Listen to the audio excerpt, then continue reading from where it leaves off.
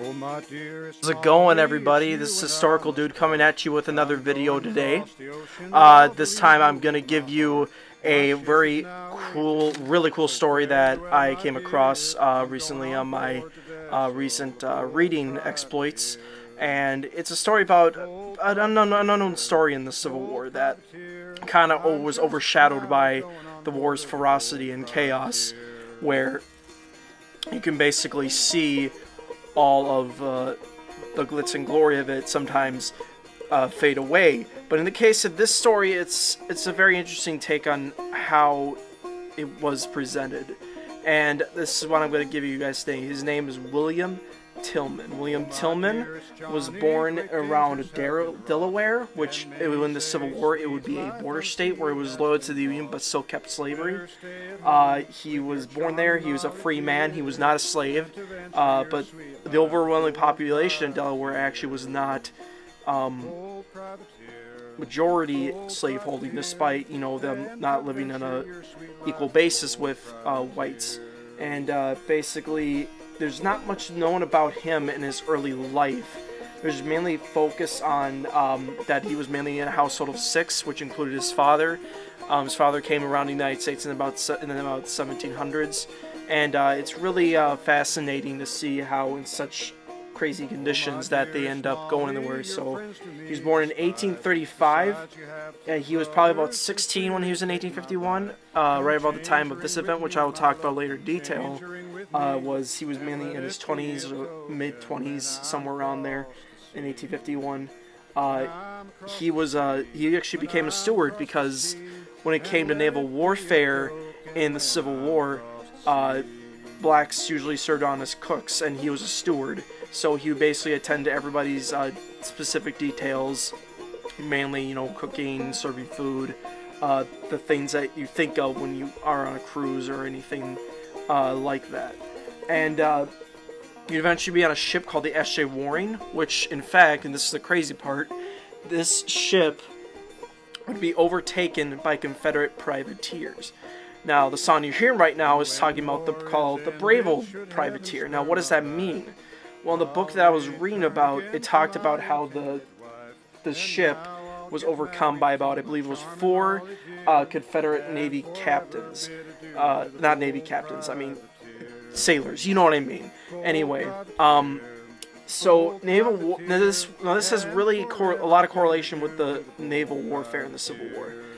Specifically due to the naval blockade that was instituted by Abraham Lincoln, which was declared in April of 1861.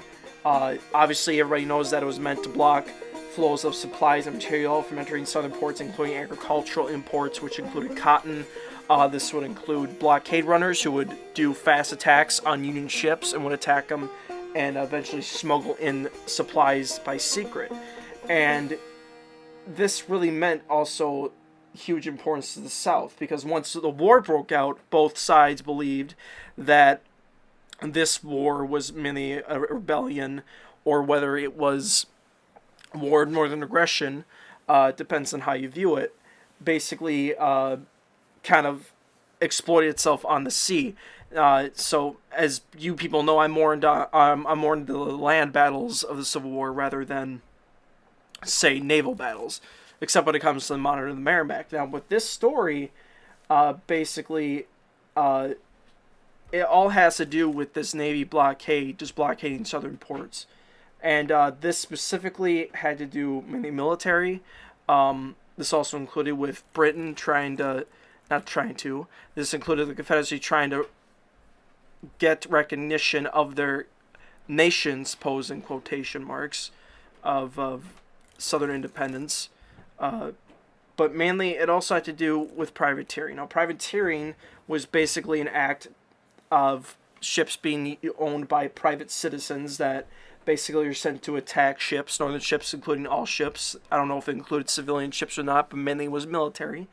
And once they had permission, which was called letters of marque, basically gave authorization for these attacks mainly to get at these ships mainly for their supplies and demand, specifically for a higher price, mainly in the goods that the ships are carrying, or anything when it comes to naval economics. Now, Lincoln declared actually these actions as mainly pirated actions. Now, this was mainly due to an issue of whether the Confederacy was a nation or not.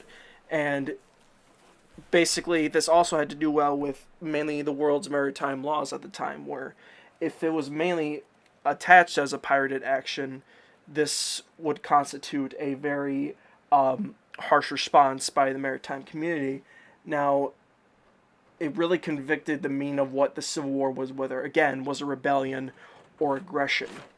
And it comes to home the fact that it debated whether it was illegal to conduct it on the sea, whether it was legal, illegal, whether it had to do with the sovereignty of a nation, even though in Lincoln's view it wasn't a sovereign nation, while in the eyes of President Jefferson Davis, mainly he thought it was a sovereign nation committing acts of war. So the South did not have the sufficient means to have their own navy, despite having some ships. And again, these were privately owned vessels, so they basically asked any person who had of Navy experiences, mainly at the Naval War College. When you think of Civil War commanders, you mainly think of West Point, but some of the most famous naval commanders come out of the Naval War College, and that was considered second most toughest now today in terms of military training. And any capture basically of a ship in this time frame with the naval skills that these Confederate officers would have would be, as a result, in the action privateering, they would take a ship to Southern port and condemn the ship in an admiralty court, which kind of dealt with prices of goods that were in the ship, whether it was military arms, agricultural goods, etc. Money would be given to the captain and the crew of the ship. Sometimes they would be divided up into a little half of the money that they would earn, and it was a very interesting aspect as to how really just shows you how this huge event of this capturing of the ship would eventually turn out. So basically, in the essence, what happened was William Tillman was aboard the S.J. Warring in the summer of 1861. This is when the summer of 1861. This is when the war just broke out.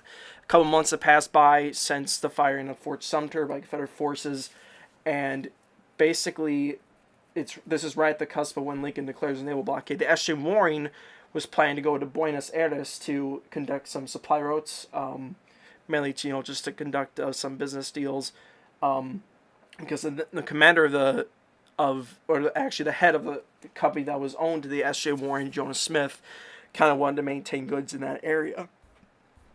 And so what happened was, specifically, they were on I believe it was takes a 21 day voyage. I don't remember what the exact number was for this kind of naval expedition, but they would later be captured outside of Charleston late in July of 1861.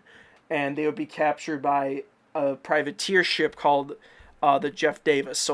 And they would basically take it over. And four of them, I think five, three of them would be on the ship, commanding it, making sure it was taken to a southern port, obviously to conduct the goods. But also, since William Tillman was a free man, he would if he was captured in a southern port, he would end up probably being sold into slavery, and he did not like this. He talked about it with his crew secretly when the privateer captain and his sailors were talking on their downtime, and this is where on the voyage to the South Carolina's main port, which was Charleston, they basically said to his crewmates, saying, "Let's take this ship back." I can't remember the exact quotes, but in the exact quotes, he said, "The rest I will kill," talking about the Confederate privateers and such. So basically, a couple nights later, while the Jeff Davis was towing the ship near the harbor, it wasn't exactly in the harbor yet. What happened was was that William Tillman grabbed a hatchet.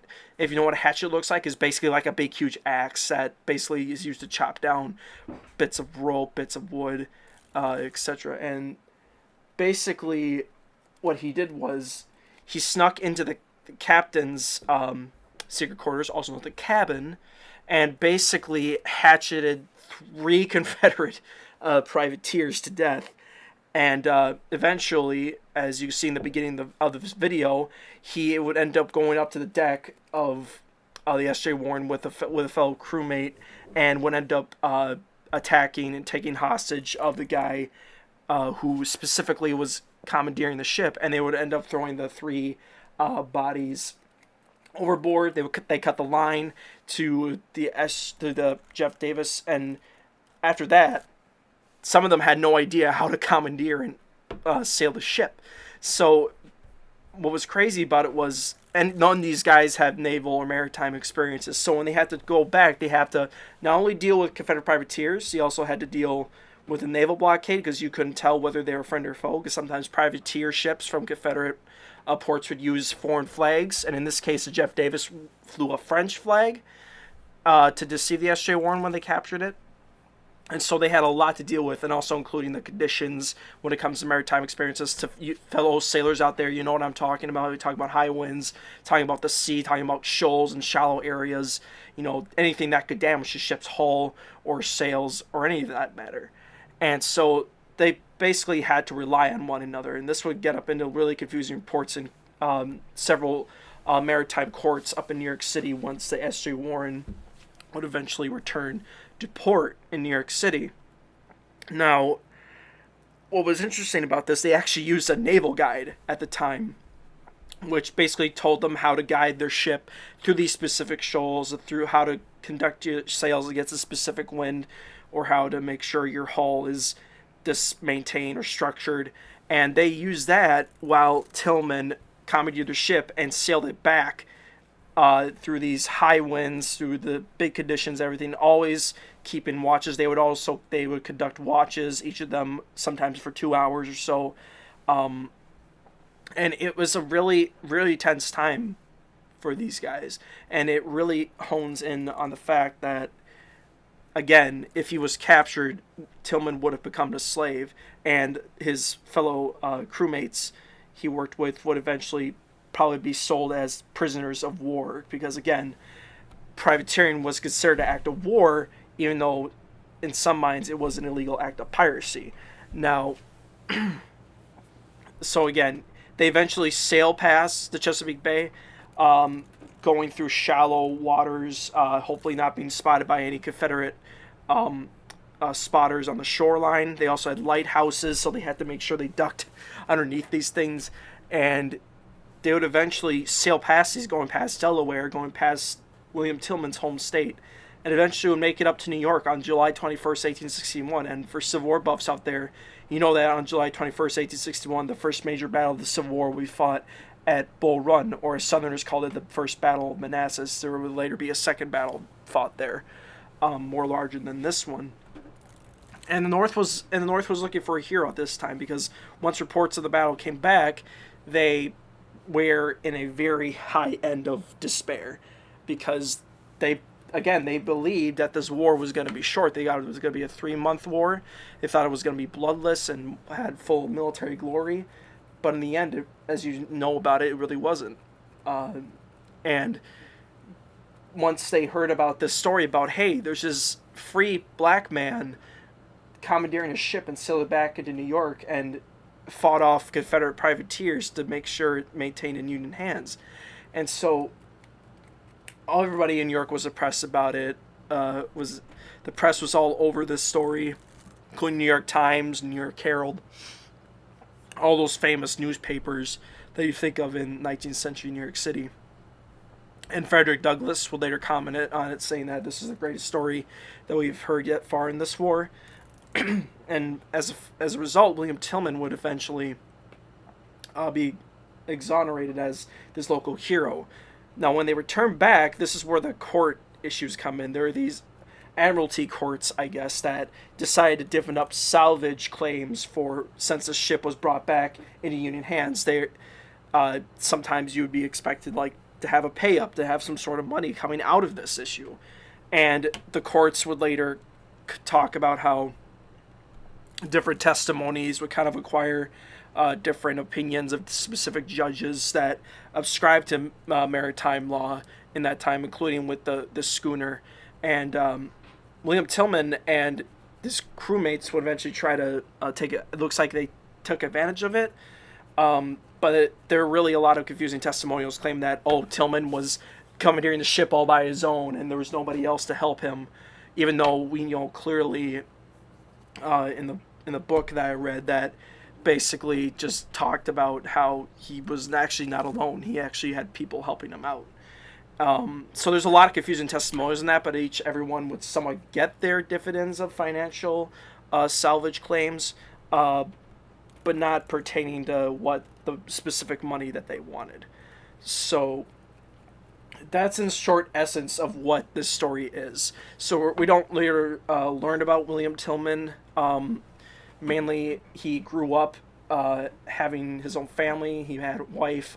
He would later divorce her, sadly. But it's a very fascinating story because when you think of it in terms of this guy's story is not really that much talk about when it comes to Civil War stories, because there has to be a lot of good stories that talk about mainly how these stories impact people. And it shows, William Tillman shows that, and it really shows you that unknown people can obviously make the biggest moves, even though he was just a steward. He wasn't just a main how do you say it? He wasn't like a big picture in the Civil War yet until he did this act. And if it was militarily, he decided not to go in the military after this because he felt like he had done enough to fight for the USA, even though he wasn't technically allowed in the Union Navy, because at that time black men weren't allowed to serve in the armed forces of the United States Navy or the Army. But again, he would basically be overshadowed by another guy named Robert Smalls, who had a different story where, if you know about him, he sailed a ship underneath a Confederate watch trying to make sure to get it to a Union ship. And he basically was trying to get out of there. He would later become a senator, but he would not.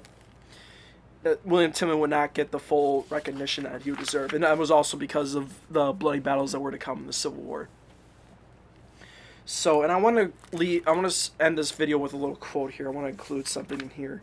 When it came to the end of the war, William Tillman would receive the rights that all former slaves would. He would have abolishment of slavery. He would become a citizen, and eventually he would have the right to vote without people discriminating on color or condition of servitude, which was the 15th Amendment.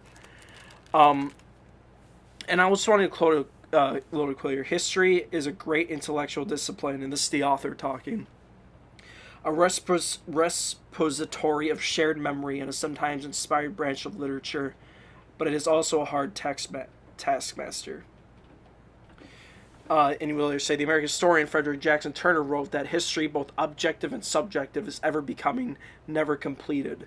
While the American artist philosopher Edward Hubbard called history a mere collection of epithets, and he said if William Tillman left an epithet, we do not know where or how it was recorded. We do not know where he died, where he was buried, or even if his burial place was marked. We know that he survived the Civil War in the long shadows left by that terrible conflict, a man unnoticed and forgotten. But we also know that he demonstrated courage, valor, and determination at the beginning of the war, that he was recognized then as a hero, the first real hero of the conflict, and that his heroism was followed by the similar heroism of countless other blacks in the years that followed. The knowledge alone should be enough to reawaken our interest in his story. So, then that's what I wanted to give you guys today, even though it was really short and brief. I really wanted to show you guys how this story impacted so many ways of how the Civil War was taught, and despite him not having a big role in it, even though he really did at the time without realizing it, and it just shows you how human he was too. And but anyways, that's all I got for you guys. I hope you guys enjoyed this video. I will be including a book review that's based on his life called The Rest I Will Kill by Brian McGinty. I'll be giving a book review on that soon, and I'm going to give you a little hint of what's going to happen. It's not going to probably be a favorable review, but I will explain in the book review later in time. So, I'm Historical Dude. You guys have a blessed rest of your day. I'll see you later. I encourage you to get this book, read about William Tillman, and I'll see you next time. Have a blessed day.